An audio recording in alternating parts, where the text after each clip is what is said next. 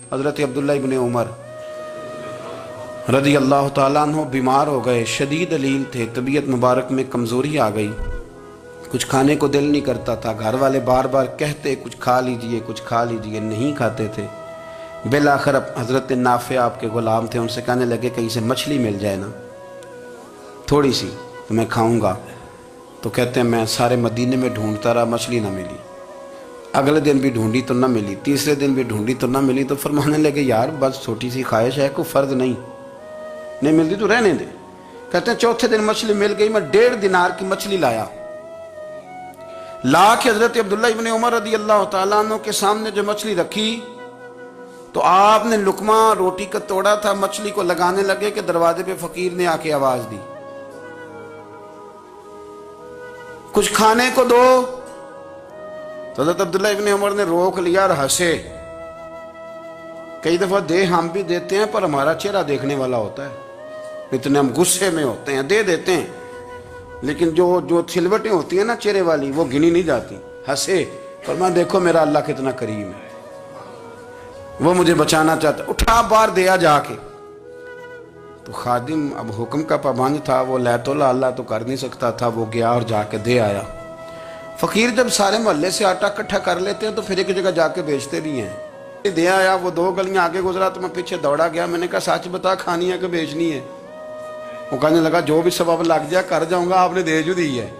تو کہتے ہیں میں نے اسے کہا کہ یہ 1.5 دینار کی میں نے خریدی تھی، اگر تو 2 دینار کی مجھے بیچ دے تو آج کل مچھلی مدینے میں مل نہیں رہی، تو میں اپنے آقا کو دے دوں گا، وہ یہی کھائیں گے، بیمار ہیں۔ تو کہنے لگا جی بسم اللہ، مجھے کیا اعتراض ہے، 2 دینار مل رہے ہیں، 1.5 کی مچھلی، اور 1.5 کی بھی کسی نے نہیں خریدنی تھی، اب تو پک گئی۔ فرماتے میں نے 2 دینار اس کو تھمائے، وہ مچھلی اس سے خریدی اور خرید کر کے میں لایا، لا کے حضرت عبداللہ ابن عمر کے سامنے دوبارہ رکھی۔ تو فرمایا یہ کیسے آ گئی؟ میں نے کہا حضور 1.5 کی خریدی تھی اور پھر فقیر کو دے دی، اب اسی سے میں 2 دینار کی خرید کے لایا ہوں، آپ قبول فرمائیں۔ تو فرمانے لگے تم نے اچھا نہیں کیا، اب اس طرح کرو 2 دینار بھی اسے دے اور مچھلی بھی واپس دے آؤ۔ عرض کی حضور کیوں؟ فرمایا تم نے قرآن نہیں پڑھا؟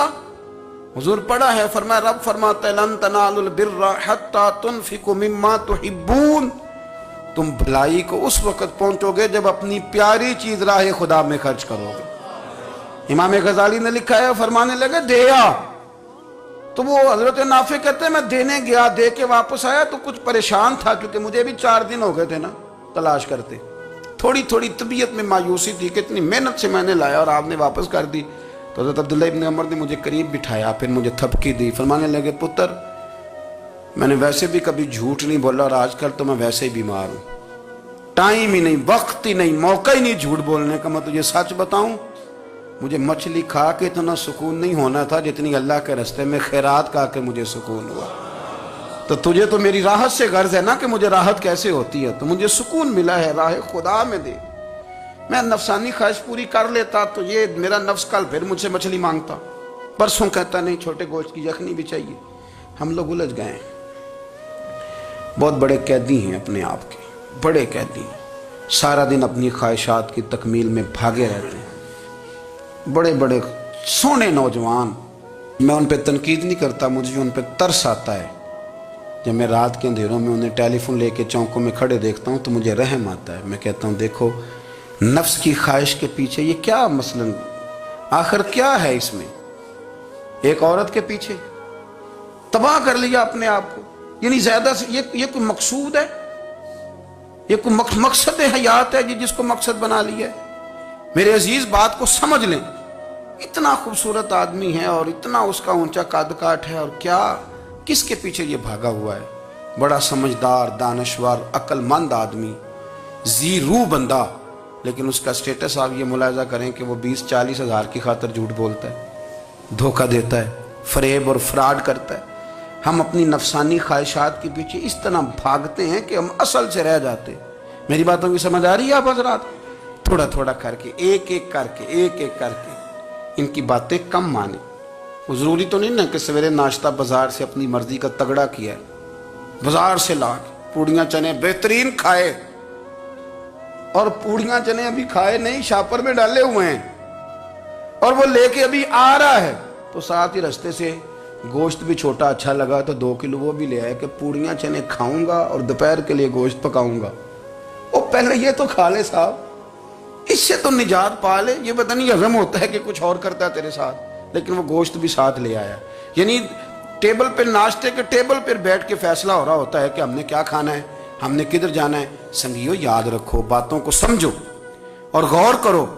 ये थोड़ा थोड़ा करके जब हम छुटकारा हासिल करने की कोशिश करेंगे ना, छुटकारा हासिल करने की, कई जगह से, किसी जगह से अगर आपको तंबी होती है ना, तंबी, उसमें भी बड़ा मजा आता है। उसमें बड़ा, हमारे एक बुजुर्ग थे, तो एक दिन ना मैं गया तो कहने लगे अल्हम्दुलिल्लाह आज मैं बड़े सुकून में हूँ। मैंने कहा जी वो क्या हुआ? कहने लगे मैं अपने आप को बड़ा पीर साहब समझने लग गया था। तो एक वापडा के किसी आदमी से काम था, तो मेरे एक दोस्त ने मुझे कहा कि पीर साहब उसको टेलीफोन कर दें, सुना है आपका अकीदतमंद है। मैंने उस बंदे को टेलीफोन किया तो कहता पीर साहब मैं इज्जत आपकी बड़ी करता हूँ पर यह काम नहीं हो सकता। लेकिन जब उसने मुझे कहा ना तो कुछ भी नहीं, तो मुझे बड़ा मज़ा आया है, वरना मेरा तो नफ्स फूल गया था। मैं तो समझता था कि जो मैं कहता हूँ वैसे ही हो जाता है। कहते उसने थोड़ा सा ना मुझे लेवल में किया है, मुझे मज़ा आया। ये लोग ना अपने ऊपर बोझ डालते थे, ये थोड़ा थोड़ा पीछे हटते थे, ये समझते थे कि इस तरह तो हमारी तकमील रह जाएगी। सुबह से शाम तक अगर इसी नफ्स की बातें मानते जाएंगे तो खराबी करेगा। दौलत का नशा है भाई, दौलत इकट्ठी करने वाला किसी जगह सैर नहीं होता। हुस्न का नशा है, हुस्न का नशा है। हजरत अबू बकर शिबली रहमतुल्लाह अलैह फरमाया करते थे जो तेरी बेटी को खूबसूरत समझ के उसके साथ निकाह करने थे उसे बेटी ना देना। हजरत जी क्यों? फरमाया हुस्न तो थोड़े दिन के बाद खत्म हो जाएगा, फिर वो इसकी कदर नहीं करेगा, वो तो कहीं और मुंह मारता फिरेगा। हजरत अबू बकर शिबली रहमतुल्लाह ताला अलैह की बेटी खूबसूरत थी। एक नौजवान कहने लगा मेरा निकाह कर दें। आप फरमाने लगे पुत्र तो 1 महीने के बाद आना, कर दूंगा। बड़ी मोटी ताजी खूबसूरत साहिबजादी। तो हजरत ने उसे दवाई खिलाई, उसे पखाने लग गए। जो पखाना करती एक मटके में संभाल देते। थोड़ा वक्त गुजरा तो वो हड्डियों का पिंजर बन गई। महीने भर में दस्त इतने आए कि कमजोर हो गई। तो अबू बकर शिबली 1 महीने के बाद नौजवान को बुलाया, फरमाया इधर आ तेरा निकाह करूं। बच्ची दिखाई तो वो कमजोर बिस्तर पे पड़ी। फरमाया शादी कर? कहने लगा इससे नहीं मैंने करनी। फरमाया ये वही है? कहने लगा जी नहीं। फरमाया तू तो कहता था मुझे इश्क है, किधर गया तेरा इश्क? कहने लगा हजरत साहब आप कैसी बात कर रहे हैं? फरमाया इधर आ। फिर वो मटका जिसमें गंद रखा था वहां ले गए। फरमाने लगे तेरा इसके साथ इश्क था, ये है तेरा इश्क। फरमाया इसे तो मैं 4 दिन रोटी खिलाऊंगा फिर तंदुरुस्त हो जाएगी, लेकिन मैं देखना चाहता था कि तू मेरी बेटी से प्यार करता है या उसके चेहरे पे आने वाली कुछ वक्त के लिए सुर्खी से प्यार करता है, उस लाली से प्यार करता है जो जवानी के वक्त बच्चों और बच्चियों पे आती है। किस चीज के दिल दादा? यानी क्या मतलब? नफ्स की गुलामी, सरासर गुलामी। और पलट पलट के और बड़े बड़े सियाने बंदे छोटी सी ख्वाहिश के लिए। बड़ा समझदार आदमी, बड़ा सियाना बंदा। मैं एक बड़े बुजुर्ग आलिम थे, मैं एक दफा मिलने गया तो पाए पका रहे थे, खुद पाए पका रहे थे। तो वो बड़े प्यार की बात होती है ना जी। तो तामत बांधी हुई और बड़ी जनाब खस्ता हाली और वो पाए पका रहे हैं। तो मैंने उनसे कहा, मैंने कहा हजरत जी पाए तो किसी और ने भी पका लेने थे, आप बुखारी लेके बैठते, चलो मेरी तरह का कोई बंदा आपसे इस्तेफादा भी कर लेता। अब पाए आप लाएंगे, फिर पकाएंगे, फिर आप खाएंगे, तो ये तो 24 घंटे आप किसी काम में गुजर जाएंगे। तो ये एक छोटी सी ख्वाहिश के लिए, मैं किसी चीज को हराम नहीं कह रहा। कुरान पाक की जो आयत पढ़ी है सिर्फ उसकी तफसीर आपके सामने अर्ज कर रहा हूं। हमारी ख्वाहिशात माँ पालती है, आपको नहीं पता कितने दुख सहती है। मैं उन माओं को जानता हूं जो बेटे के हिस्सों की मार भी उसके अब्बे से खाती हैं, मार खाती हैं वो। एक खातून है, कान से सुनता नहीं, मेरे पास एक दफा आई, कहने लगी 60 लग गई सी, कोई दुआ कर दें या कोई वजीफा पर, डॉक्टर कहते हैं ठीक नहीं हो सकते।